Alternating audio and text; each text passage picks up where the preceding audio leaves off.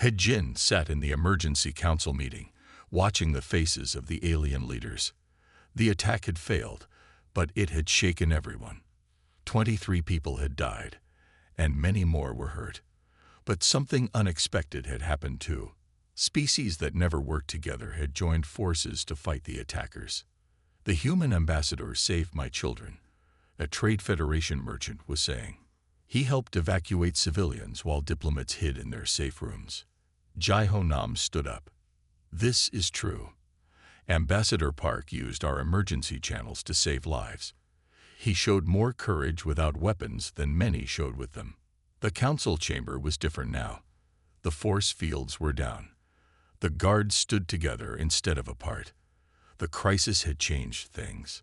"Tell us, Ambassador," Kim said, "how did you convince the separatists to surrender?" He-Jin looked around the room before answering. "I listened to them. They were angry because they felt ignored by the council. So I asked them to tell their story. Sometimes, all people want is to be heard. But they had weapons." Minho protested. "They could have killed you." "Yes," He-Jin agreed. "But they didn't, because I showed them respect, even when they were threatening me. I treated them like people, not enemies." Sunmi's hologram appeared. "The station's security recordings are ready," she said. The council watched as screens showed He-Jin walking unarmed into a room full of armed separatists. They saw him sit down, ask questions, and listen. They saw the separatists lower their weapons, then talk, then finally agree to surrender. "Impossible," someone whispered. But it had happened. The proof was right there. "There's more," Jaho said. "During the crisis, something strange occurred. Species that never trust each other worked together. Vorax warriors protected Trade Federation civilians. Ancient race doctors treated everyone, not just their own kind. Because Ambassador Park showed us a different way," said a young alien diplomat. "He proved that trust can be stronger than fear." He-Jin stood up. "What happened yesterday was terrible, but it showed us something important. When we stop pointing weapons at each other, we can do amazing things together." The council members looked at each other. Old enemies found themselves nodding at each other's words. Centuries of distrust were beginning to crack. "The human way," Minho said slowly. "Perhaps it is not as foolish as I thought." "Not the human way," He-Jin corrected gently. "Just a better way. One we can all choose." Kim stood. 2 weeks ago, we gave Earth 1 month to prove their approach had value. After yesterday's events, I believe we have seen enough." The room got very quiet. "Ambassador Park," continued, "you have shown us that strength comes in many forms. The Council votes to accept Earth as a full member, not because we fear you, but because we respect you." The chamber erupted in applause. Species that had never agreed on anything were standing together, clapping. He-Jin smiled. This was just the beginning. The real work of building trust would take time. But now, finally, everyone could see that it was possible. The council chamber was round and huge, with seats rising up like steps in a giant bowl. Hundreds of alien representatives sat in their special areas, each protected by force fields and guards. He-Jin stood in the center, completely exposed. "Human Ambassador He-Jin Park," Kim announced from his high seat. "You stand before the Galactic Council without weapons, without guards, without protection. Explain yourself." He-Jin looked around the room slowly. Sunmi's hologram stood beside him, recording everything. "Honored council members," He-Jin said clearly, "I come to you today just as I am. On Earth, we have a saying, actions speak louder than words. My action of coming here unarmed shows what humans truly want, peace and friendship." Murmurs filled the chamber. Some aliens laughed. Others looked angry. Minho Kang, the Vorax war chief, stood up. "Pretty words, human, but the galaxy is dangerous. How can you protect Earth's interests without strength?" "There are many kinds of strength," He-Jin replied. "The strongest person isn't always the one with the biggest weapon. Sometimes it's the one who can make friends instead of enemies. Interesting theory, said a new voice. A tall alien with blue skin walked down to the center floor. It was Unarmed from the Trade Federation. But tell me, Ambassador Park, what do you know about our cultures? Our ways? Jin smiled. I would love to learn. In fact, he pulled out his computer pad and showed it to Jio. I studied the Trade Federation's history. Your people began as peaceful traders before you needed warships to protect your goods. Is that not true? Jaiho's eyes widened. You studied our history. I've studied all of your histories, Jin said, looking around the room. The Voraks were poets before they became warriors. The ancients were explorers before they became rulers. Every species here has a past that wasn't about weapons or war. The chamber got very quiet. Sun Me's hologram smiled slightly. Jin was doing what he did best, finding common ground. This human is dangerous, growled Minho. He tries to weaken us with talk of peace. No, Jin said firmly. I try to remind us all that we can be more than our fears. Look around this room. Every species here has achieved amazing things. Think what we could do together if we spent less time pointing weapons at each other. Do Young Kim leaned forward in his chair. You speak well, Ambassador Park. But words are easy. Actions are harder. Then let me act, Jin said. Give me a chance to prove that trust and respect can work better than threats and fear. Let humanity show you a different way. The council members talked among themselves. Some seemed interested, others suspicious. Jin waited patiently. Finally, Du Young spoke again. Very well. We will give you 1 standard month to prove your way has value. After that, the council will vote on whether to accept Earth as a full member. Thank you, Jin said, bowing. I promise you won't regret this decision. As Jin left the chamber with Sun Mai, he heard the aliens still talking about him. He had gotten their attention. Now he had to show them that humanity's way could work. Well done, Sun Mai whispered, but 1 month isn't very long. Sometimes, Jin replied, all you need is a chance to show people a better path. They'll walk it themselves once they see it exists. Behind them, the council chamber buzzed with excited voices. Something new had entered the galaxy's political world. No one knew exactly what it meant yet, but they all felt that things were about to change. 2 weeks had passed since Jin's first council meeting. He was walking through the station's market area with Sun Mai, talking to alien merchants, when the first explosion hit. The blast shook the whole station. People screamed and ran. Security alarms started blaring everywhere. Multiple explosions detected, Sun Mai reported quickly. Station security systems are failing. This is a coordinated attack. Jin looked around. Alien diplomats and their guards were running to their protected areas. Shop owners were closing their security doors. Soon the market would become a death trap. How many civilians are still here? Jin asked. 37. Sun Mai answered. Mostly traders and their children. The guards are leaving them behind. Jin didn't hesitate. Show me the safest way out of here. But the diplomatic quarters are the other way. The civilians first, Jin said firmly. He ran to where a group of alien children were huddled behind a fallen table. Their parent, a tall trader, was hurt. Come with me, Jin said gently. I know a safe way out. Why should we trust you? The trader asked, holding their children close. Another explosion rocked the station. Jin stayed calm. Because I'm here, helping you, while everyone else runs away, he said. The trader looked at him for a moment, then nodded.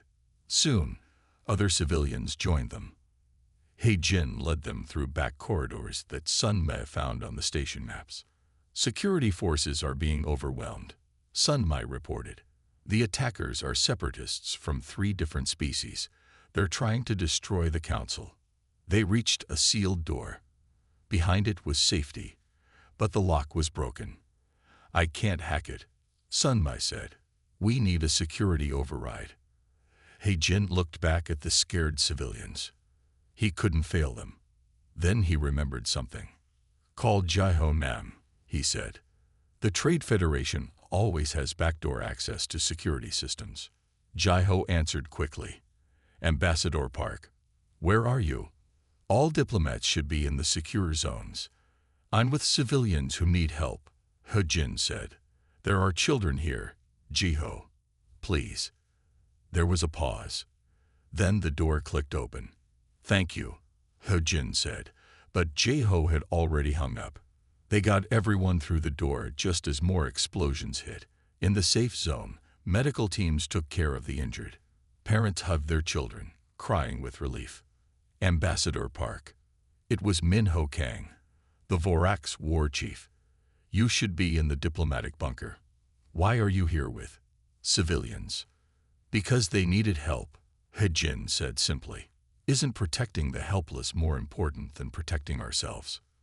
Min-Ho stared at him. For the first time, the warrior looked uncertain. The attackers have reached the council chamber, Sun Mai reported. The defensive systems are failing. He-Jin thought quickly. The station's leaders would be trapped there, arguing about what to do while the attackers got closer. I'm going to the council chamber, he said. That's suicide, Min-Ho growled. You don't even have a weapon. No, He-Jin agreed. I have something better. I have trust I've built, connections I've made, and knowledge of all your people's histories. He smiled. Sometimes the best weapon is understanding. He ran toward the council chamber, ready to face the biggest test of his peaceful approach yet. He-Jin knew something was wrong when Min-Ho Kang entered his office without warning. The Orcs war chief looked angry, his armor covered in fresh scratches. Your peaceful ways are destroying us, Min-Ho said. The younger Orcs are refusing to join the warrior schools. They say they want to be diplomats instead. He-Jin set down his computer pad. Is that so bad? Bad? It's destroying our culture. Min-Ho slammed his fist on the desk. For 10,000 years, the Orcs have been warriors. Now, because of you, they want to talk instead of fight. Sun Mi's hologram appeared, ready to call security, but He-Jin waved her away. Tell me about Orcs poetry, He-Jin said quietly. Min-Ho froze. What? Before you were warriors, the Orcs were poets. I've read some translations. They're beautiful. That was long ago, Min-Ho said, but his voice was less angry. A culture that can write such beautiful words about peace must have more than just war in its heart. He-Jin said. Your people aren't losing their culture, Min-Ho. They're remembering all of it. The Orcs leader sat down heavily. The council meeting tomorrow. I'm going to challenge Earth's membership.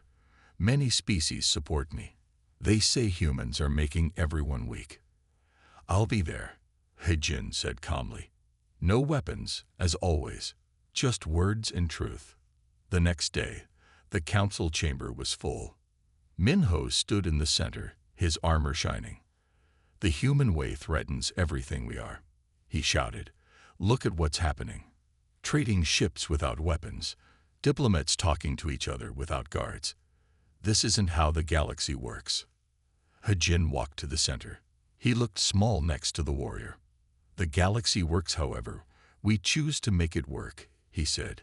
Yes, some trading ships are going without weapons now. They find they can carry more goods that way. Yes, diplomats are talking more. They find they make better deals that way. He turned to face all the council members. Change is scary, but look at what we've gained. Trade is up. Violence is down. Species that hated each other are working together. And what happens when someone attacks? Min-Ho demanded. What happens when they come with weapons and find us all soft and weak? Like the separatists did. He-Jin asked quietly. We stopped them without killing anyone. We showed them a better way. And now they're part of the council too. The chamber was silent. Everyone remembered how the crisis had ended, not with weapons, but with words. The Orcs have a choice, Heijin continued. You can be only warriors, or you can be warriors and poets and diplomats, and anything else you want to be. No one is taking your strength. We're just showing you that you have other strengths too. Minho looked around the room. He saw young Vorax watching him, waiting for his decision. He saw other species nodding at Heijin's words. Slowly, the warrior reached up and removed his armor's helmet. Perhaps, he said quietly, it is time for the Vorax to remember our poetry. Heijin knew something was wrong when Minho Kang entered his office without warning. The Vorax war chief looked angry, his armor covered in fresh scratches. Your peaceful ways are destroying us, Minho said. The younger Vorax are refusing to join the warrior schools. They say they want to be diplomats instead. Heijin set down his computer pad. Is that so bad? Bad. It's destroying our culture.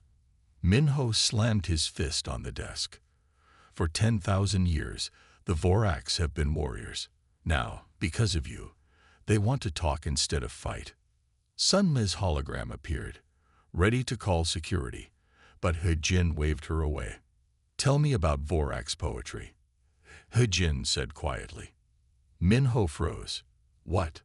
Before you were warriors, the Vorax were poets. I've read some translations. They're beautiful. That was long ago, Minho said, but his voice was less angry. A culture that can write such beautiful words about peace must have more than just war in its heart. Heijin said, your people aren't losing their culture, Minho. They're remembering all of it. The Vorax leader sat down heavily. The council meeting tomorrow. I'm going to challenge Earth's membership. Many species support me. They say humans are making everyone weak. I'll be there, Heijin said calmly. No weapons, as always. Just words and truth. The next day, the council chamber was full. Minho stood in the center, his armor shining. The human way threatens everything we are, he shouted. Look at what's happening. Trading ships without weapons. Diplomats talking to each other without guards. This isn't how the galaxy works. Heijin walked to the center. He looked small next to the warrior. The galaxy works, however. We choose to make it work, he said. Yes, some trading ships are going without weapons now. They find they can carry more goods that way. Yes, diplomats are talking more. They find they make better deals that way. He turned to face all the council members. Change is scary. But look at what we've gained. Trade is up. Violence is down. Species that hated each other are working together. And what happens when someone attacks? Minho demanded. What happens when they come with weapons and find us all soft and weak? Like the separatists did. Heijin asked quietly. We stopped them without killing anyone. We showed them a better way. And now they're part of the council too. The chamber was silent. Everyone remembered how the crisis had ended, not with weapons, but with words. The Vorax have a choice, Heijin continued. You can be only warriors, or you can be warriors and poets and diplomats, and anything else you want to be. No one is taking your strength. We're just showing you that you have other strengths too. Minho looked around the room. He saw young Vorax watching him, waiting for his decision. He saw other species nodding at Heijin's words. Slowly, the warrior reached up and removed his armor's helmet. Perhaps, he said quietly, it is time for the Vorax to remember our poetry. The transport ship carrying Heijin Park came out of hyperspace near the Galactic Council station. The station was huge, bigger than any city on Earth. It looked like a giant metal flower floating in space, with long petals that served as docking areas for thousands of ships. Quite a sight, isn't it? Said Sun Li, Heijin's eye assistant. Her hologram stood next to him on the bridge, looking like a young woman in simple clothes. It's beautiful, Heijin replied, and a little scary. Their small transport ship moved toward the station. Around them, massive warships from other species patrolled the space. Each one could have destroyed Heijin's ship with a single shot. The radio crackled. Unknown vessel, identify yourself. "This is Ambassador He-Jin Park of Earth," Sunma answered. "We request permission to dock." There was a long silence.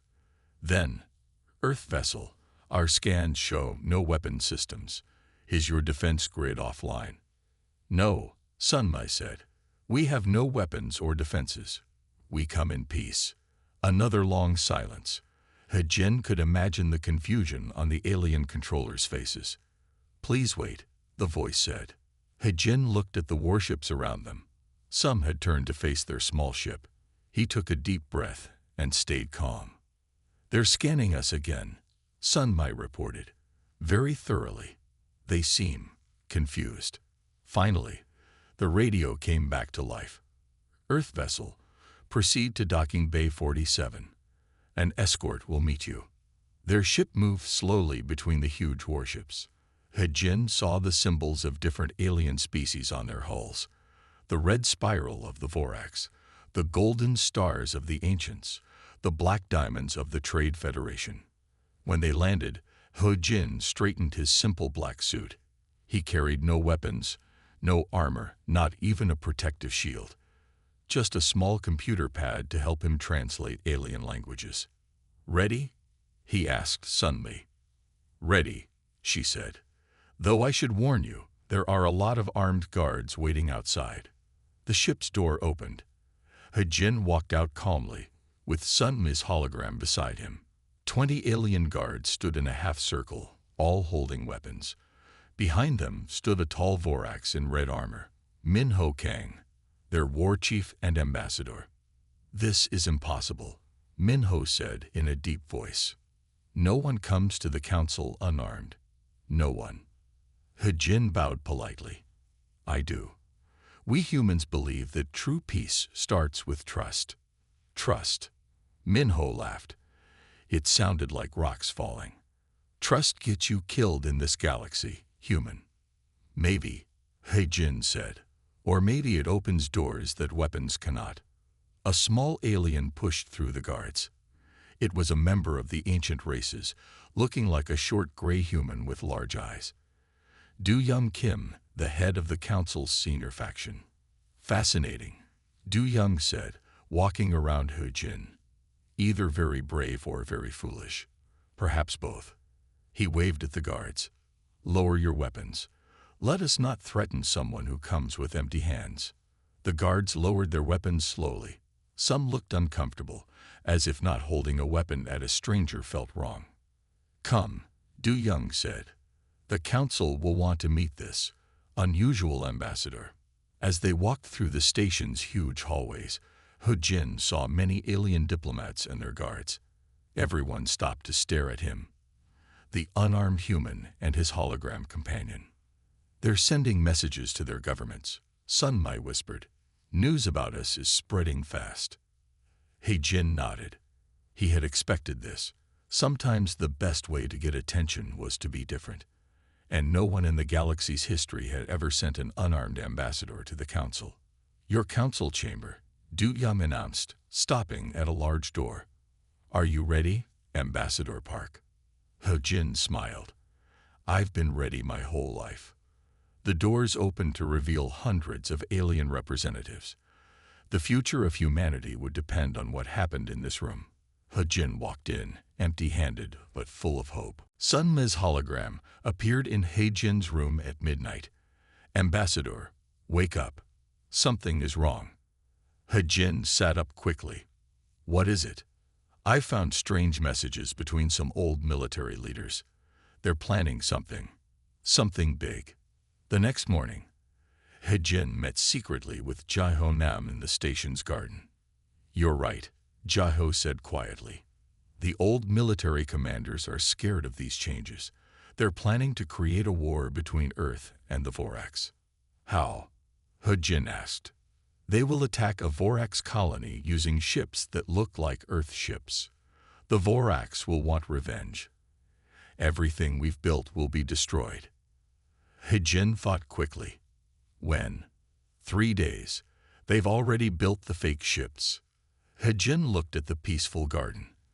All around them, young aliens from different species were talking and laughing together. Everything could be lost. We need proof, Sun Mai said. But their messages are heavily protected. Then we'll get help, He Jin said. He called Yi Jin on his computer pad. How many young tech experts are in your New Ways group? At least 50, Yi Jin answered. Why? We need their help, and we need it now. For 2 days, young hackers from different species worked together. They found the hidden messages. They tracked the fake ships. But they needed one more thing. We need someone high-ranking to confirm this, Sun Mai said. Someone the council will believe. He Jin smiled. I know just the person. He went to Minho's quarters. The Vorax warrior was writing poetry when He Jin arrived. Show him, He Jin told Sun Mai. The hologram displayed all their evidence. Minho watched in silence. These old fools, he said finally. They would destroy peace just to keep their power. He stood up. What do you need me to do? The next day, the council met in emergency session. Minho stood in the center, his voice strong. These traitors planned to start a war, he said. They thought the Vorax would blame Earth. But they forgot something. We are not the same warriors who blindly sought revenge. We have learned a better way. The evidence was clear. The plotters were arrested. The fake ships were stopped. That evening, He Jin stood with Minho, watching the sunset through the station's windows. You could have kept quiet, He Jin said. Let Earth and the Vorax fight. Minho smiled. A true warrior protects peace, not war. You taught me that. He paused. Did you know my daughter wants to be a diplomat now? Like father, like daughter, He Jin said. You both chose a better path. Together, they watched ships coming and going from the station. Some had weapons, some didn't. But all of them flew in peace. 1 year after He Jin first arrived at the station, the Galactic Council looked very different. The force fields were gone. The armed guards were fewer. Species that once hated each other now worked together. He Jin stood at his favorite window, watching a special ship dock. It was Earth's new diplomatic vessel. Beautiful, peaceful, and completely unarmed. More importantly, it wasn't alone. Ships from other species, also without weapons, flew beside it. The final vote is starting, Sun Mai said. They're waiting for you. In the council chamber, Do Young Kim stood at the center. Today we vote on the Galaxy Peace Initiative. This new law will change everything about how we work together. He Jin looked around the room. He saw Minho, wearing lighter armor now, sitting next to his daughter Yi Jin. Ji Ho Nam was there with his children, young and old, warriors and traders, all waiting to vote. The initiative has 3 parts, Du Young announced. First, all species may choose to send unarmed diplomats. Second, we will create more cultural exchange centers. Third, we will spend more on peace than on weapons. The room was quiet. This vote would change thousands of years of history. Before we vote, Du Young said, Ambassador Park, will you speak? He Jin walked to the center. He remembered standing there 1 year ago, alone and unarmed. When I first came here, he said, everyone thought I was either brave or foolish. But I wasn't trying to be either. I just believe that everyone, deep down, wants peace more than war. He looked at the faces around him. Look how far we've come. Trade Federation ships fly without weapons. Vorax write poetry again. The ancients share their knowledge freely. We're not perfect, but we're trying something new. Young people from different species study together now. They fall in love, start families, build businesses. They're not afraid of each other anymore. Minho stood up. My daughter is marrying a Trade Federation merchant next month. A year ago, I would have called that impossible. Now I call it hope. One by one, people started standing. Warriors and diplomats, traders and teachers, all rising together. The vote is unanimous, Du Young announced. The Galaxy Peace Initiative is now law. Later, He Jin sat in his office, writing a message to Earth. Sun Mai appeared beside him. "What are you telling them?" she asked. "That we did it," He Jin said. "We showed the galaxy a different way, and they chose to follow it." He looked out at the stars. Somewhere out there, other species were watching, wondering about this strange group of aliens who had changed everything. "What do you think they'll say about this time in history?" Sun Mai asked. He Jin smiled. "They'll say it was when the galaxy learned that the strongest weapon isn't a weapon at all. It's the courage to come in peace." He Jin Park stood at the large window of Earth's first contact office, looking at the busy spaceport below. Ships of all sizes took off and landed, carrying diplomats from dozens of alien species. Each ship was heavily armed, covered in weapons that could destroy small cities. That was normal in the galaxy. Every race protected their ambassadors with heavy weapons and strong guards. But He Jin had a different plan. "You want to go completely unarmed?" asked Director Lee, his voice filled with worry. "No weapons at all?" "Yes," He Jin said, turning away from the window. "That is exactly what I want." The meeting room was filled with Earth's top officials. They all looked at He Jin like he was crazy. The table in front of them showed pictures of other species' diplomatic ships. Every single one was a warship pretending to be a peaceful vessel. "The Vorax ambassador travels with a battle cruiser," said General Wang, pointing at a scary-looking ship on the screen. "The ancients send whole fleets with their diplomats, and you want to go in a normal transport ship." He Jin smiled. "That's right. No weapons, no guards, just me and my AI assistant." "They'll think we're weak," someone said. "Or they'll think we're stupid," added another voice. He Jin walked to the table and pressed a button. The screen changed to show pictures of different alien diplomats. All of them wore armor or had weapons. Some even had robot guards. "Look at them," He Jin said softly. "Every species tries to look strong. They're all scared, but being different from everyone else can be a strength too." Director Lee rubbed his forehead. "He Jin, I've known you for 15 years. You're our best negotiator. You helped us make peace with 3 different alien races. But this is too risky. The galaxy runs on fear," He Jin explained.